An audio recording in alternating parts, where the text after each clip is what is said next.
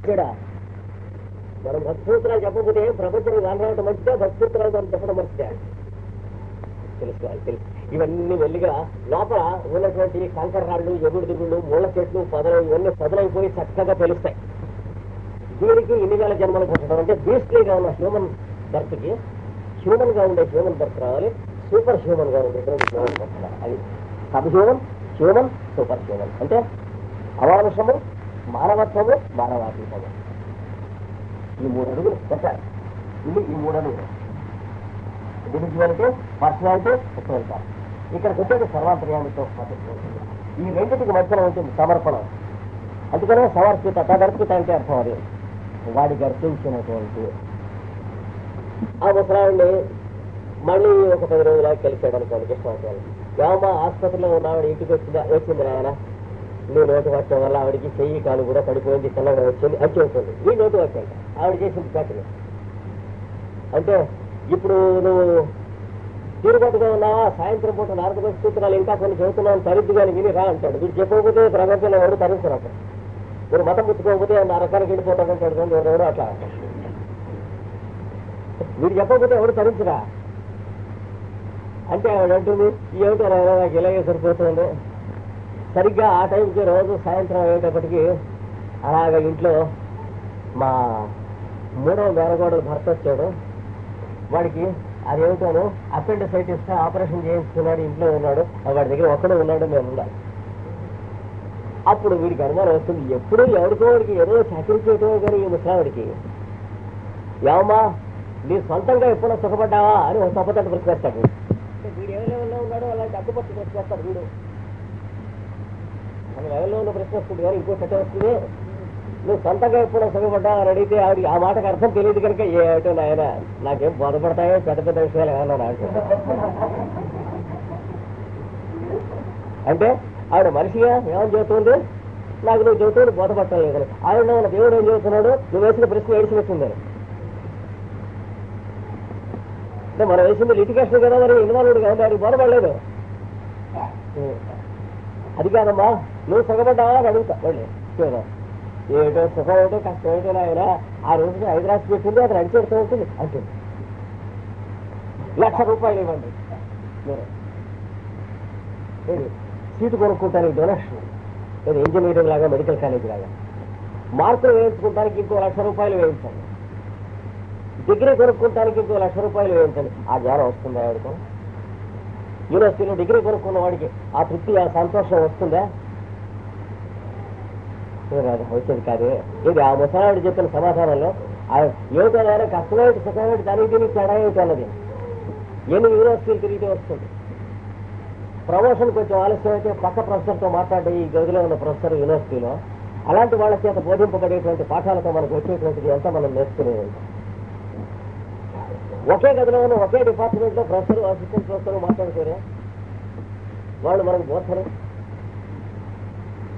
మన జీవిత విధానానికి first class, second class, third class ఇవ్వాలో వాళ్ళు స్టాంప్ వేసేవాళ్ళు. మనకి ఇంకా బతుకులు ఏముంటాయి? కనుక నారదుడు ఏం చెబుతున్నారంటే తదర్పిత అఖిల ఆచారత అంటే వాడికి సమర్పణ చేసినటువంటి అఖిల ఆచారత్వం అనేటువంటి. అంటే జీవితానికి సుఖమా దుఃఖం అనేటువంటి స్వతంత్ర ప్రశ్నలు వెళ్ళిపోయినాయి. జీవితం ఎలా నడుస్తుంది, ఎలా నడుస్తుంది, దాన్ని నడవలసిన ఎలా నడుస్తుంది, వీడు పట్టించుకుంటా లేదు, దిక్కువలేదు. ఈ మొత్తం ఏంటంటే ఒక పక్కన జీవితం నడుస్తుంది, ఒక పక్కన ఇవి నడుస్తుంది. మనందరం ఏం చేస్తున్నాం అంటే థర్మామీటర్ బల్బుల్లే జీవితంలో మనం నడుస్తున్నాం. అందులో గ్రాడ్యుయేషన్ ఉన్నాయి, 104, 105 డిగ్రీలు పెరుగుతుంది టెంపరేచర్, సెంటిగ్రేడ్, ఫారెన్హీట్. మెర్కురీ కాలం పెడుతుంది బయటికి. ఇందులో వెళ్ళి 105 వెళ్ళేటప్పుడు పెట్టలాడిపోతుంది. 105, 106 మధ్య హెమరేజ్ రావచ్చు, థ్రోంబోసిస్ రావచ్చు, స్క్లెరోసిస్ రావచ్చు. ఇక్కడ అదేం లేదు. ఇక్కడ 105, 106 వస్తే థర్మోమీటర్ బద్దలవుతుంది కానీ ఇది నడుస్తూనే ఉంటుంది. అంటే జనన మరణాలు వచ్చే శరీరాలు వస్తూ పోతూనే ఉంటాయి కానీ నడిచి పెడుతూనే ఉంది. వీడికి ఆవిడికి తేడా ఏమిటో, వీడు చచ్చిపోతాడు, ఆవిడ శరీరం విడిస్తుంది, చివరికి చచ్చిపోతాడు అంతేకాదు. అంటే వీడికి డెత్ అక్కర అవుతుంది శరీరం వదిలే టైంకి, అంటే కోమం వస్తుంది. వీడికి శరీరం వదిలేక కూడా కోమం అనిపిస్తూనే ఉంటుంది. అది తేడా. అది తెలియటం కష్టం చాలా మందికి. అంటే ఎవల్యూషన్లో ఆ స్టేజ్కి కొంచెం దగ్గరగా వస్తున్నటువంటి వాళ్ళకి తెలియాల్సిందే కానీ నమ్మకమే ఉండకపోతే ఇంకేం తెలుస్తుంది. కొద్దిగా అక్కడ దగ్గరికి వస్తే కానీ తెలియటం మొదలెడితే కానీ నమ్మకం కలగదు, నమ్మకం కలగటం మొదలెడితే కానీ తెలియదు, పెళ్లి కుదిరితే కానీ పిచ్చి కుదరదు అన్నాడు, పిచ్చి కుదిరితే కానీ పెళ్ళి అన్నాడు, పెళ్లి కుదరదు. ఎట్లాగా ఆ పరిస్థితిలో ఉంటుంది కనుక నిన్న చెప్పిన పాఠంలో నారదస్తు తదర్పితాఖిలాచారత, నారదుడు భక్తి సాధనలో కావలసినటువంటిది మీరు ఏ సాధన చేస్తున్నా సరే వాని యందు అర్పింపబడినటువంటి సకల ఆచరణమును. ఏం ఆచరణ అర్పిస్తున్నారు? ఉద్యోగమా? ఉద్యోగం ఉంటే ఉద్యోగం వాడికి అర్పించడం చేయి, వాడి పని అనుకో. అదేంటంటే ఆఫీసర్ పని, అది వాడి పని ఎట్లా అవుతుంది అంటే నువ్వు భక్తి పనికిరావు. అలాగే ఇంట్లో సంసారమా? సంసారాన్ని వాడికి అర్పించవు. భార్య రూపంలో పిల్లల రూపంలో కనిపిస్తున్నటువంటి వాడి విగ్రహాలకు నువ్వు చేయవలసినటువంటి డ్యూటీ అనే పేరుతో అర్చన చేయి. ఇది వీళ్ళకి అర్చన ఏంటండి అనుకోండి, నువ్వు భక్తి సూత్రాలు పనికిరావు, అది వాడికి అవుతుంది. కనుక తదర్పితాచార అఖిలాచారత తద్విస్మరణే, అది మరిచిపోయి వీడికి చేస్తున్నావు వాడికి చేస్తున్నావు అని అనుకునేటువంటిది మధ్యలో ఏదన్నా వచ్చే సీను సిచ్యువేషన్ ఎవడన్నా క్రియేట్ చేసినా నీకు వచ్చిన పరమ వ్యాకులత, మిక్కిలి వ్యాకులత చెందుట, ఈ రెండు. ఇలాంటి వాళ్ళు ఉంటారంటావా లోకంలో? ఏదో నువ్వు ఊరికి ఆదర్శం కోసం చెప్పావు కానీ నారదా, జీవులు ఉంటారంట. అంటే నానా కష్టాలు ఎగచాట్లు దిగచాట్లు పడుతున్నవాడు ప్రపంచాన్ని అడుగుతూ ఉంటాడు, ఏమయ్యా సుఖపడ్డ మొగాడు ఉన్నాడా ఈ ప్రపంచంలో? వీడు సుఖపడిపోతే ఎవడు పడలేదని అర్థమా? మనం పశ్చిమూడ కొడుకైతే లోకం అంతా పశ్చిమూడ కొడుకులు ఎలా అవుతారండి? ఈ లోకంలో అసలు సుఖపడ్డవాడు ఉన్నాడు అని అడుగుతూ ఉంటాడు. అంటే వీడు గడ్డించినాడు అర్థం, అంతకంటే చేయలేదు. ఆయన 40 ఏళ్ళ వరకు పెళ్లి చేసుకున్నాడు. ఎవరన్నా పెళ్లి చేసుకుంటున్నా అని అడిగితే వాళ్ళ నాన్న అడిగా ఏమని చెప్పేవాడు తెలిసిన? చేసుకుని వాళ్ళంతా సుఖపడుతున్నారా చూడు. కొన్నాళ్ళు విన్న తర్వాత హాయిని చెప్తాడు, చేసుకుంటున్న వాళ్ళంతా సుఖపడుతున్నారా అని అడిగితే అది నువ్వు కాదు డిసైడ్ చేసుకోవాల్సింది, చేసుకున్నవాళ్ళు నువ్వు నీ సంగతి ఏడు అన్నాడు. నీకు పెళ్లి కావాలో అక్కర్లేదో you cry about yourself. అంతేగాని వాళ్ళు సుఖపడుతున్నారు లేదా నీ బోటి ప్రతి కౌంటర్లో డిసైడ్ చేసేది వేరే, that is up to them అన్నారు. అప్పుడు నేను 30 తర్వాత పెళ్లి కూడా చేసుకున్నాను. 45 ఏట పెళ్లి చేసుకున్నాడు, చదువుకొని మనం పెట్టుకోవాలన్నమాట. మరి ఆ ప్రశ్న ముందెందుకు చేసాం? ఏది చేసుకునే వాళ్ళకి సుఖపడుతున్నారా అని. అది దేన్ని తెలియజేస్తుంది? ఒక విధమైన ఈర్ష్యను తెలియజేస్తుంది, అంతగా చెప్పేది. ఇక్కడ కూడా అంతే, ఇలాంటి వాళ్ళు ఉన్నారా అనే ప్రశ్న వేస్తారు. తెలుసు నారదుడికి ఆ ప్రశ్న వేస్తారు. అస్త్రయమోనేవం అస్త్యమోనేవం అన్నాడు. అంటే ఇదే విధంగా ఉన్నారు అన్నాడు. నేను ఎరుగుదును అన్నాడు.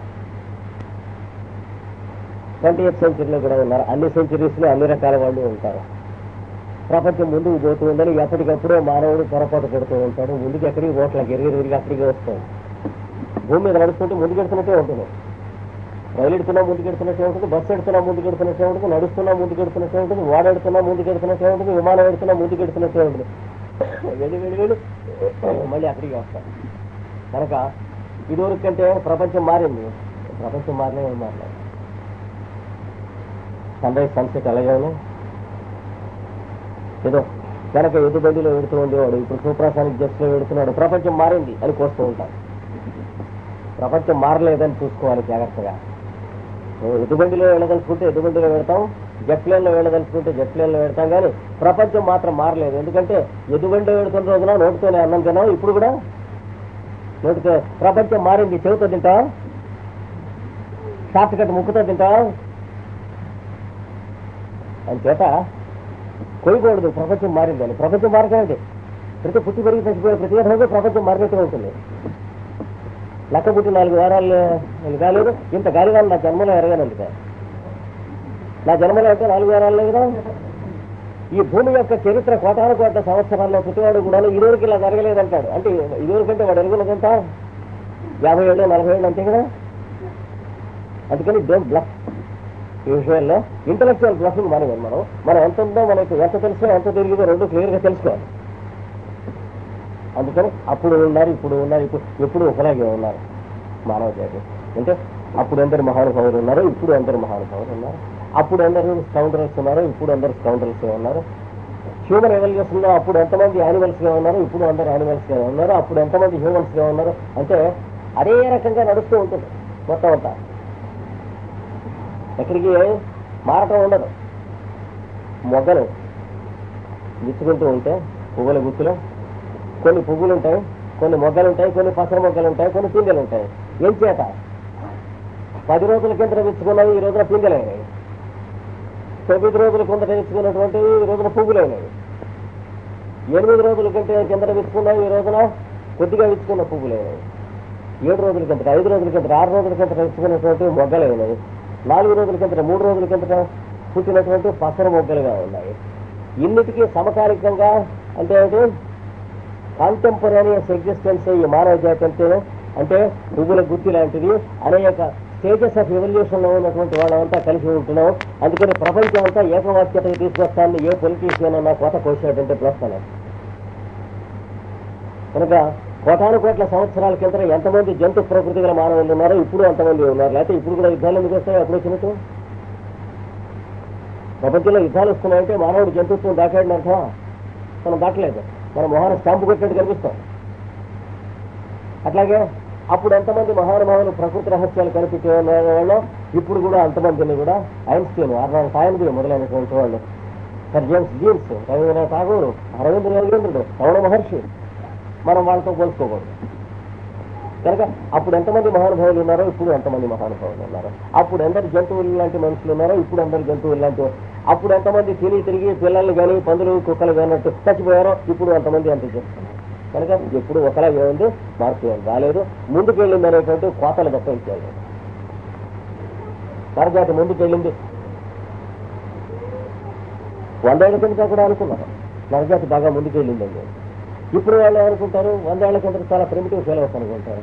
21వ శతాబ్దిలో విద్యార్థులు అనుకుంటారు ఇప్పుడున్న చదువుకుంటూ పాపం చాలా జంతువులు లాంటి వాళ్ళు 20వ శతాబ్దంలో డబ్బుకిని, సెక్స్కిని, పవర్కిని లొంగి ఓడిపోయినటువంటి యానిమల్స్ 20th సెంచరీలో హ్యూమన్ బీయింగ్స్ అని మన గురించి అజ్ఞాతరా. 20th సెంచరీలో here is a generation of human beings that has accepted defeat in the hands of money, sex and power అని చూసి చదువుకుంటాడు. మనందరూ ఏడుస్తూ భరించాలా అక్కర్లేదా? అట్లాగే 21వ శతాబ్దం వాడు ఏమంటాడు, మనం ముందుకెళ్ళామంటూ ఉంటాడు. అప్పుడు 22వ శతాబ్దం వాడు 21వ వాడిని ఏడిచాడు అంటూ ఉంటాడు. ఇది మానవుడికి ఉన్నటువంటి మానసిక వ్యాధుల్లో ఒకటి. లేదు మోడర్న్ అంటే ఎప్పటికీ అది మెంటల్ సిమ్టమ్, ఒక మానసిక వ్యాధి తప్ప ఉపయోగం లేదు. మోడర్న్ కాలేదు, కొంచెం ముందుకు వస్తుంది వాళ్ళకి వాళ్ళు సాగుతుంది. కనుక ఆస్తియేమేమం నారదుడు ప్లెయిన్ గా చెప్పాడు, ఉన్నారు అప్పుడే కాదు, ఇప్పుడు కాదు, ఎప్పుడు రేపు కూడా అదే రకంగా ఉంటారన్నాడు. అంటే ఎవరైతే తదర్థ అఖిల ఆచారత అంటే తమ జీవితం అంటూ ఏమీ లేనటువంటి వాళ్ళు, తమ కోసం జీవించే జీవితం 1% కూడా లేని వాళ్ళు, వాడికి అర్పణగా జీవితం జీవించినటువంటి వాళ్ళు ఉన్నారంటే ఉన్నారు అని చెప్పాడు. యథా వ్రజగోపికానం, నేను చెప్పినటువంటిది ఇది కూడా యథా ఏ విధంగా అయితే వ్రజగోపికలు జీవించారో ఆ విధంగా జీవించారు. దాని అర్థం కూడా నిన్న మీకు చెప్పాను. వ్రజం అంటే శ్రీకృష్ణుడు పుట్టి పెరిగినటువంటి చోట. అక్కడ ఉన్నటువంటి గోపకులు, గోపికలు, గోపబాలకులు వాళ్ళందరూ కూడా వాళ్ళకి కావాల్సినది ఏమీ లేదు. వీడు పుట్టినప్పటి నుంచి వీడికి కావాల్సినది ఏం కావాలనే బతికి పుట్టి పెరిగారు. మనకి కృష్ణుడి జన్మలో జీవితంలో 2 ప్రదేశాలు కనిపిస్తాయి చూస్తే. ఒకటి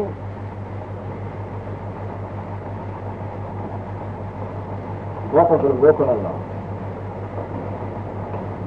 2 యాదవుడు ద్వారకలో, 2 వాళ్ళే స్మరించారు. ఈ అద్దం ఇలా చూసుకునేవాడు అని అద్దం చూసుకుంటూ బొట్టు పెట్టుకున్నారు. ఏది వాడు వెళ్ళిపోయిన 40 సంవత్సరాల తర్వాత కూడా ఈ మొహం ఇలా చూసుకునే వాడి మొహం ఇలా చూసేవాడు. వెన్నెలు వస్తే ఇలా ఉండేవాడు. చెట్టు పువ్వులు పూస్తే వాడు నవ్వుతుంటే ఇలా ఉండేది. ఇంతే వాళ్ళు మాట్లాడుకున్నది. ఏది 40 సంవత్సరాల తర్వాత వెళ్ళిపోయాక. అందుకనే అది బోధపడత చెప్పినా కనుక బోధపరచడం కోసం అని చెప్పి ఉద్ధవుని అక్కడికి పంపించాడు కృష్ణుడు గోకులానికి. అంటే ఇక్కడికి తేడా తెలియటానికి. ఎందుకంటే ఇక్కడ ఉన్న వాళ్ళు దీన్ని తెలిసిన వాళ్ళు కాదు. అంటే సిటీ బ్రెడ్ ఫెలో సిటీలో పెరిగిన వాళ్ళు కాన్వెంట్ సరుకు. అందులో భక్తుడు అనేటువంటి బిరుదులో చాలా మంది ఉన్నారు. ఉద్ధవుడు కూడా భక్తాలజీ ఎంఏ పిహెచ్డి యూనివర్సిటీలో డిగ్రీ వచ్చింది వాడికి. అంటే భక్తుల్లో పెద్దవాడు. అయితే భక్తి ఉందా అంటే భక్తి అంటే అది కాదని కృష్ణుడు చెప్పాలి వీడికి. ఇక్కడ ఏ విధంగా ఉంది, రోజు కృష్ణుడితోనే కూడా జీవిస్తున్నారు వీళ్ళంతా. ద్వారకలో ఉంటున్న వాళ్ళు, వాడి అన్నదమ్ములు, అప్పచెల్లుళ్ళు, వాడి పెత్తంటి పెద్దంటి పిల్లలు, మేనమామ పిల్లలు, మేనత్త పిల్లలు, వేడి దించిన వాళ్ళు, వీళ్ళ కదా ఇక్కడ ఉంటుంది. అవును, అన్నదమ్ముల వర్గాలు, భార్యలు, వాళ్ళ చుట్టాలు, భావమరుదుల వర్గాలు. ఒక భార్య వాడికి 2-3 భావమరుదులు ఉంటారు. ఈ కృష్ణుడికి భావమరుదులు ఎంతమంది ఉంటారు? గ్రూప్స్ ఉంటారు. వీళ్ళందరూ ఉంటున్నారు. వీళ్ళందరికీ కృష్ణుడు ఎందుకున్నటువంటి పరిస్థితి ఏమిటి? వాడు మావాడు అని. వీళ్ళకి మనం వాడికి ఏం కావాలో చేస్తున్నాం. వీళ్ళు మనకి కృష్ణుడు ఎలా ఉపయోగపడతాడో, హైదరాబాద్ లో ఏదైనా ఉద్యోగం కావాల్సి వస్తే వీడికి ఫోన్ చేద్దాం. ఈ సిటీ లైఫ్ కదా నచ్చింటే అది వాళ్ళ దృష్టిలో. ఢిల్లీలో ఎవరికైనా ఏదైనా మనం కుర్రాడికి IAS లో సెలక్షన్ కావాలంటే వీళ్ళు పంపిద్దాం పోతారు. కర్మరావు గారు ఏం వస్తుందని నేను రాయబారాన్ని మేము పొమ్మటం మేము ఇవ్వలేము. మీ స్టేట్ రైడ్ మా స్టేట్ రైడ్ మాకు గుర్తు లేదు అన్నాడు. నిన్ను రాపో అని అంటూ మేము దేవుడు అని అంటున్నావు. ఆర్మీ నాట్ ఇడియట్స్ అని అడిగాడు. వీళ్ళకి తెలుసు కానీ మాకే తెలుసుకున్నా మీ గురించి.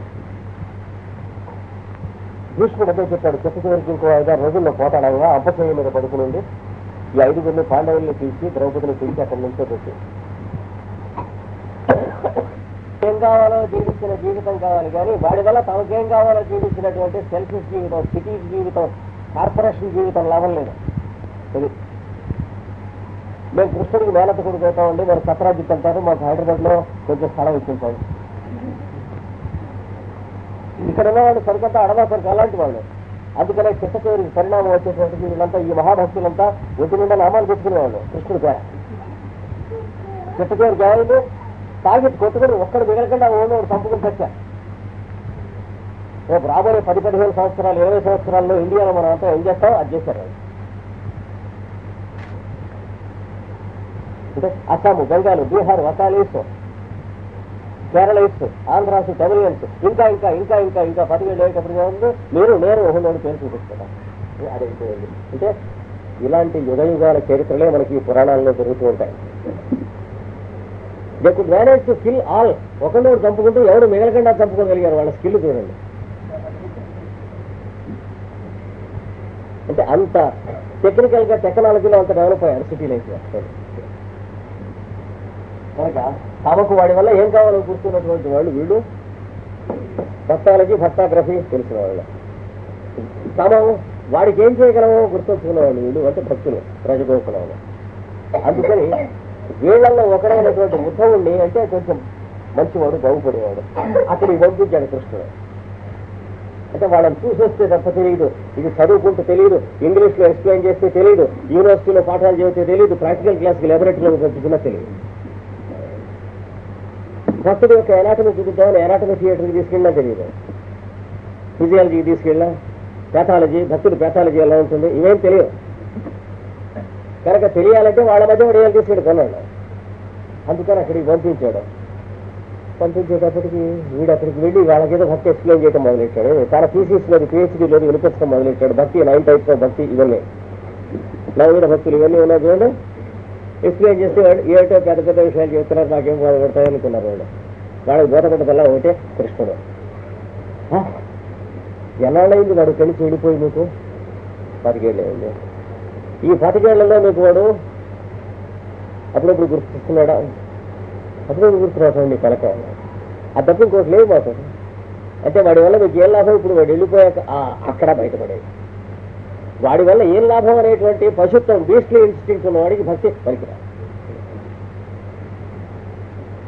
వాడు వెళ్ళిపోయాడు, ఇక మన ఊరు రాడు అయినప్పుడు వాడిని స్మరిస్తారట.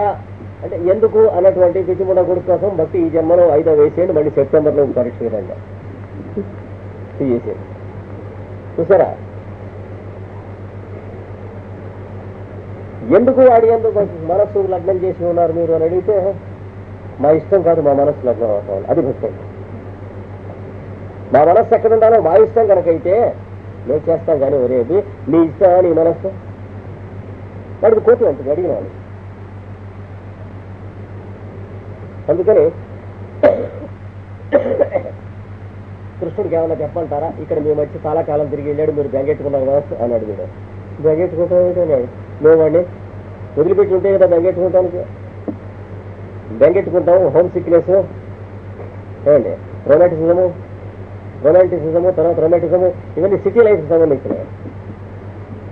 అది నాకు అదే వాళ్ళు వదిలిపెట్టుకుంటే కదా బెంగెట్టుకుంటానికి అన్నారు వాళ్ళు అని. ఇక్కడ కూర్చున్నాడు, నేను ఈ పక్కన కూర్చున్నాను.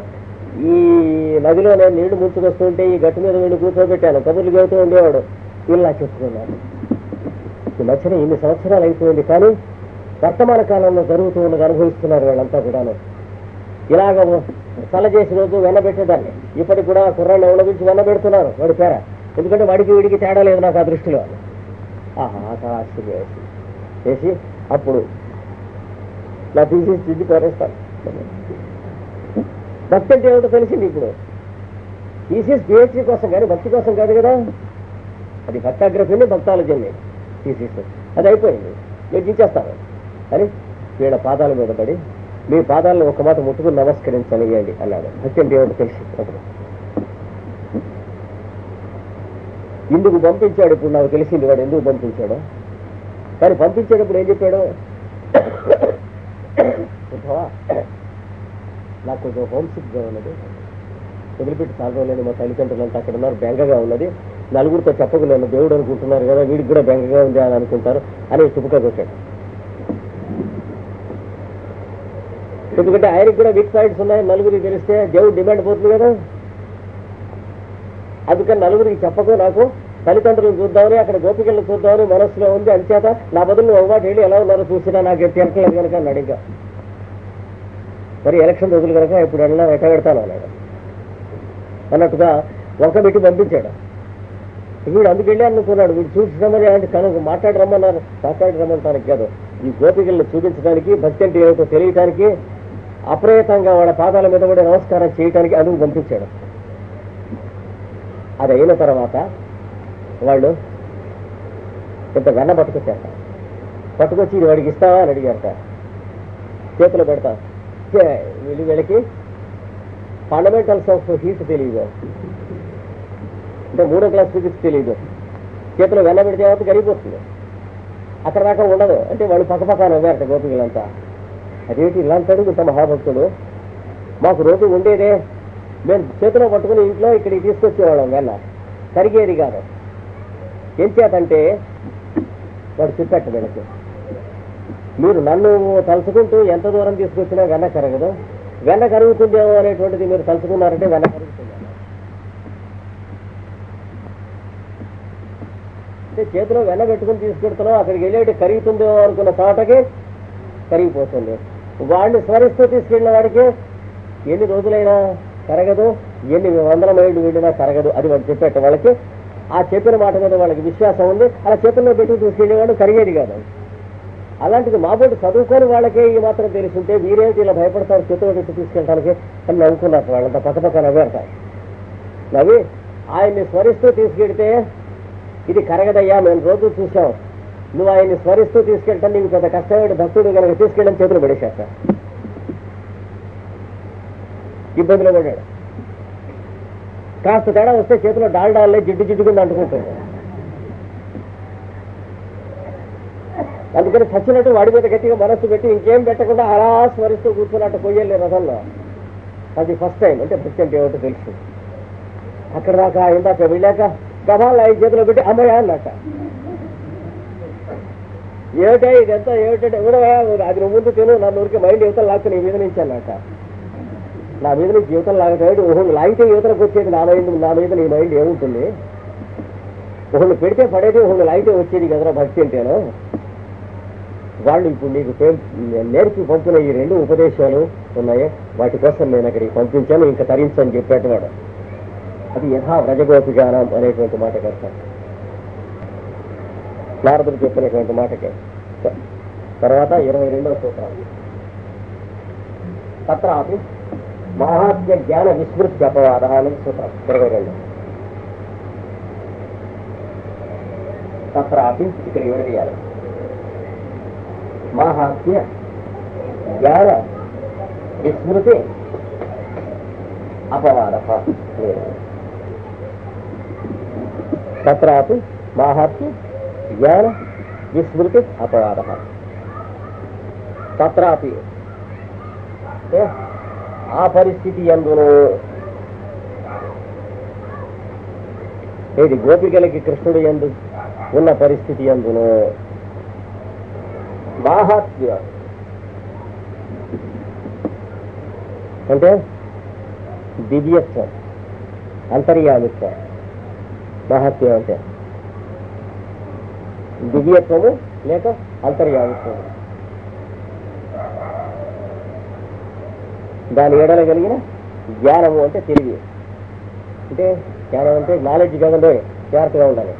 ఇక్కడ జ్ఞానం అంటే ఏమని తెలుసుకోవాలి? అవేర్నెస్. పతంజలి యోగ సూత్రంలో మనకు వచ్చింది. మనం దేని ఎందుకు మేల్కొని ఉన్నామో అది జ్ఞానం, కానీ మనకేం తెలిసిందో అది కాదు జ్ఞానం. తెలిసిందో మర్చిపోతా. ఇది అవేర్నెస్. వాడి డివైన్నెస్, అవేర్నెస్ అంటే వాడి దివ్యత్వము, మానుష అతీతత్వము, దాని గురించి వీళ్ళకు ఉన్నటువంటి ప్రజ్ఞ, ఈ రెండును కూడా విస్మృతి అంటే మరచుట. విస్మృతి అంటే మరచుట. అపవాద అంటే కలుగనే కలుగదు. అది గోపికల స్థితి. అంటే వాడి కోసం వెన్న పట్టుకెడుతున్నారట. అంటే భర్త కోసం వెన్న పట్టుకెడుతున్నారట, అది ఇది ఒకటి కాదన్న. లేదా కొడుకు కోసం వెన్న పట్టుకెడుతున్నారట, అది ఇది ఒకటి కాదన్న. భర్త కాబట్టి పట్టుకెడుతున్నట.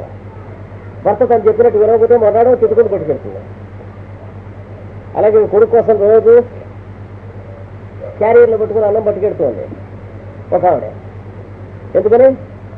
కొడుకు కోరమండలంలో పనిచేస్తున్నాడు కనుక వాడి కూరలు 2000 అంటే రూపాయలు జీతం. కనుక వాడి కోరమండల కూరల కోసం క్యారియర్లో పట్టుకుని పట్టుకెడుతుంది. అన్న ఆ కొడుకు పెళ్లి చేసింది, వాడు పట్టుకెడుతుందా? దాన్ని పట్టుకెడుతుంది మాట. పైగా భార్య కొడుకు చనువుగా ఉంటే తల్లి ఏం చేస్తే మాట్లాడటం మానేస్తుంది ఆ కొడుకు. కానీ ఆ పట్టుకెళ్ళటం ఈ పట్టుకెళ్ళటం ఒకటి కాదండి అన్నాడు. కృష్ణుడికి కోసం గోపిక వెన్న పట్టుకెళ్ళటం, మిగిలిన లోకల్లో మనం చూస్తున్నటువంటి ఆఫీసర్ గారి కోసం క్యారియర్ పట్టుకెడుతున్నాడు అన్నాడు. లేదా మార్కులు వేయించుకునే సీజన్లో ప్రొఫెసర్ గారి కోసం బుట్టతో 107 రసాలు మామిడి పళ్ళు పట్టుకెడుతున్నాడు కృష్ణా జిల్లా వాడు అన్నాడు. ఓకేరా, అది ఇది ఏమిటో పాడుకుండా వాడు లేదా క్షారం చేస్తాడు అనుకుంటూ పట్టుకెడుతున్నాడు. అంతే కదా వాడు చేసే శాస్త్రకాలం అక్కడేమిటి? మీ నాన్నకేమిటి బిజినెస్ అని అడిగాడు. అయితే తన కోర్సులో చేరగానే పోస్ట్ గ్రాడ్యుయేట్ డిగ్రీలో ఒక ప్రొఫెసర్ గారు. అంటే మా నాన్న వాడికి తెలియదు కుర్రాడు అక్కడ. కొంచెం ఉన్నది చెప్పాడు, సిమెంట్ బిజినెస్ చేస్తారన్నారు. వీళ్ళు పాస్ అయ్యేటువంటి 3 సంవత్సరాల్లో ఆ ఇల్లు వెనక భాగంలో ప్రహరీ కూడా మొత్తం కూడా కట్టేశాడు. అప్పుడే వీడు ఆ తర్వాత వీడు పాస్ అయ్యాడు. వాడికి సిమెంట్ కుర్రాడు పట్టుకెళ్తున్నాడు 2-3 ప్యాకెట్లు. ఇది కాదన్న, ఈ వెన్న పట్టుకెళ్ళటం వేరు, ఆ బూడికి సిమెంట్ పట్టుకెళ్ళటం వేరు. అపవాద అంటే అర్థం అవుతుంది, ఇది వేరు అది వేరు. అంటే ఆ వాసనకి ఈ వాసనకి సంబంధం. ఎవరి కోసం అండి ఇది పట్టుకెళ్తున్నారు? ఆసుపత్రిలో ఉన్నారండి. ఎవరండి? మా మాస్టర్ గారు, గురువు గారు అండి. ఏం ఎట్లా గురువు గారు అంటే యూనివర్సిటీలో నేను చదువుకుంటుండగా ప్రొఫెసర్గా ఉండేవారు. ఇప్పుడు రిటైర్ అయిపోయారు. రిటైర్ అయినా ఇంకా పట్టుకెళ్తున్నావా? తర్వాత నువ్వు అక్కడ కోర్స్ పాస్ అయిపోయి కూడా 10 ఏళ్ళు అయిపోయింది, ఉద్యోగం చేస్తున్నావు. ఇప్పుడు ఆయన నీకే అదేం లేదు. అయితే ఎందుకు పట్టుకెడుతున్నావు అంటే మాకు సరదా వారు పూజ్యులండి. ఆనాటి నుంచి ఈనాటి వరకు కూడా ఆయన పాదాలే నమ్మే. ఈ పట్టుకెళ్తాం, ఇది గోపికలు పట్టుకెళ్తాం అంటే